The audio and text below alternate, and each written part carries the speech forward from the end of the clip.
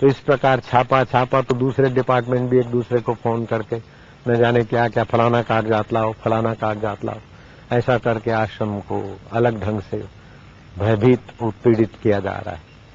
अब ये हमारी पीड़ा, हमारी अपनी पीड़ा नहीं है, लेकिन जो बेचारे घर बार छोड़कर सेवा कर रहे हैं उनको पकड़ के ले जा रहे हैं और उन पर शक और उनको एक गुनाहगार की दृष्टि से जब ट्रीट किया जाता है तो हमारे हृदय से क्या गुजरता होगा। मैं तो चाहता हूं कि धोबी जैसा एक मिलता है, 10 मिलते तो मुझे हरकत नहीं। ये तो और विचित्र है कि मेरे बच्चों को सताया जा रहा है, जो बेचारे तन मन धन से सेवा करते हैं और समय बिताते हैं, उनको भयभीत किया जा रहा है ताकि आश्रम में पकड़ती तो बेचारे फिर कैसे चलेंगे आश्रम। ये तो बड़ा एक षड्यंत्र पूरे हिंदुस्तान को चैलेंज करने की साजिश कर रहा है। ये आसाराम बापू का आश्रम अब व्यक्तिगत नहीं है, ट्रस्ट की है संपत्ति, हिंदुस्तान की संपत्ति। और हिंदुस्तान की संपत्ति को इतना डैमेज करके आप हिंदुस्तान का इतना अहित क्यों चाहते? विदेशों में हिंदुस्तान का सिर नीचा क्यों कराना चाहते? हिंदुस्तान तो विदेश और विश्व के लिए परम हित का सोचने वाला है। ऐसे हिंदुस्तान को बदनाम करने वाले साजिश करता आप कहाँ इस कर्म का बदला दोगे?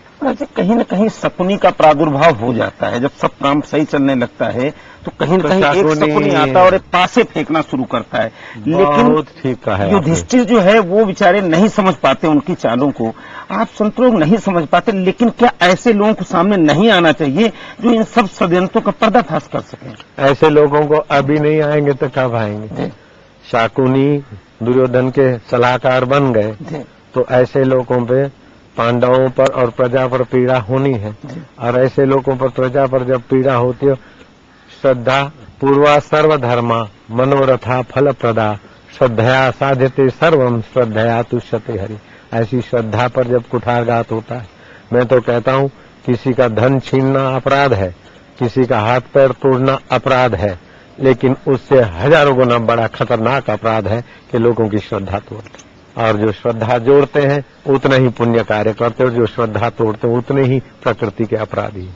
अब श्रद्धा नहीं रहेगी, रस नहीं रहेगा तो आदमी शराबी, कबाबी और क्रिमिनल बन जाएंगे। हमारे देश की संस्कृति की बहुत हानि हो रही। तो अच्छे लोगों को सामने आना चाहिए, कीचड़ को शुद्ध पानी के बहाव से धोना ही चाहिए। तो आपका केवल श्रद्धा चैनल का या किसी एक व्यक्ति का ये काम नहीं है, पूरे देशवासियों का ये काम है कि साजिशकर्ताओं के बद इरादे को नाकामयाब करने में लग जाए, अपनी वाणी से, अपनी अक्ल से, अपने अधिकार से। कितनी जगह पर छापा पड़ा है, हम क्या बताएं नाम, गोधरा में पड़ा, फलानी जगह पड़ा, वापी में, सूरत में, फलानी जगह।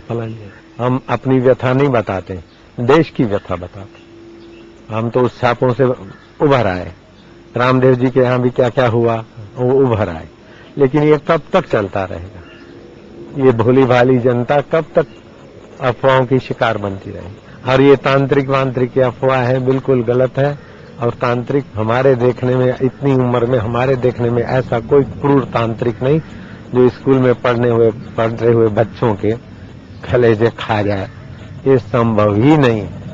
और फिर भी पुलिस को, क्राइम को और कोई विभाग को हम वेलकम करते और हमारे सहायक जो भी सेवक हैं उनको साथ देते। आज तक के जो भी जांचे हुई हमारे आदमी ने कहीं टालम टोल नहीं की। तो खुली किताब है, दूध का दूध, पानी का पानी हो जाए। अब हम अशांति तो नहीं चाहते, लेकिन हम चाहते हैं कि ये साजिशकर्ताओं पर कड़क कदम उठाए जाए कानूनी ढंग से। और उसमें ये लोग भक्त अपने अपने इलाकों में, अपनी अपनी अखबारों में, अपने अपने मीडिया में पुकार करे कि ये नाजायज हो रहा है। अगर ये होता गया तो फिर हम सड़कों पे मौन व्रत धार कर उपवास करेंगे देश भर में।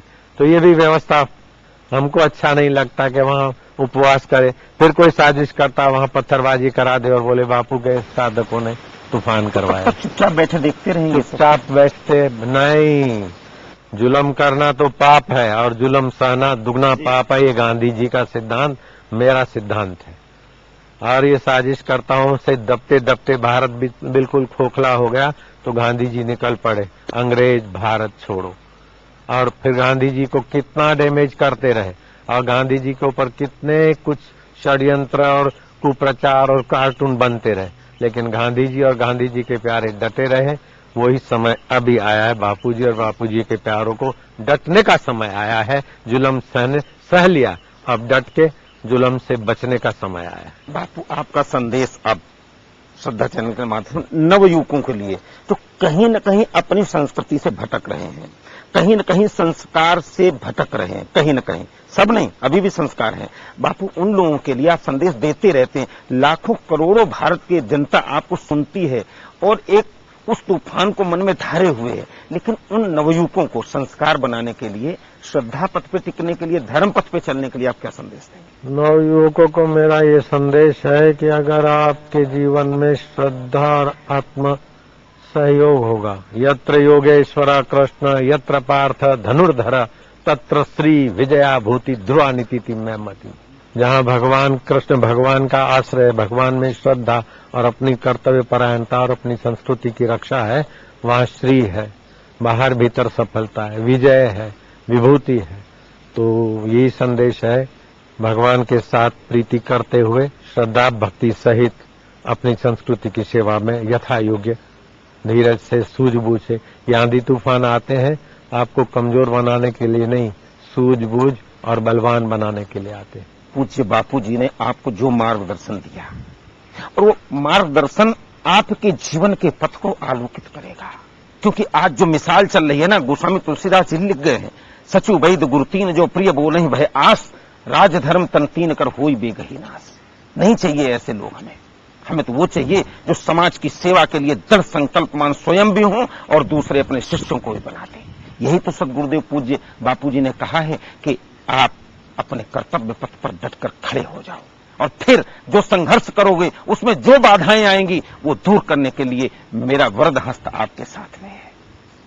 तो क्यों ना हम वो विसंगतियां दूर करें, समाज में पनपता हुआ भ्रष्टाचार दूर करें और देश सेवा समाज सेवा के लिए तत्पर हो जाएं और प्रणाम करें उस साजिश को नाकामयाब करें, साजिश को नाकाम करें। जो साजिशें कहीं न कहीं किसी प्रकार चल रही हैं उनको समाप्त हो, और जो संत हैं जो वास्तव में हमारी देवभूमि, हमारी भारतीय संस्कृति के देदीप्यमान जगत के सितारे हैं, सूर्य हैं, चंद्र हैं, उनको प्रणाम करते हुए केवल मात्र उनके बताए रास्ते पर आप चले।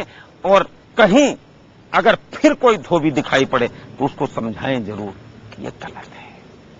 धन्यवाद, नमस्कार।